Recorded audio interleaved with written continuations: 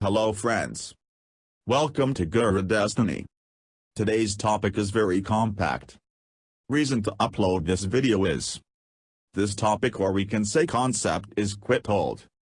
So most of us are not familiar with it. So, let's start. What is two-stage sterilization? It is combined process of UHT sterilization and Incan sterilization.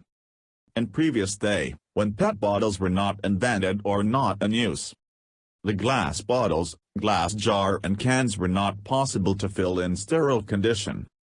So we sterilized product by UHT process and then fill it in container.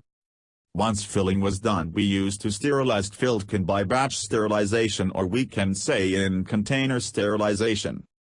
This process offers more safe product at that time with great nutrition losses. Extensive energy was required with longer time process. In near future we may see that concept of two-stage sterilization again.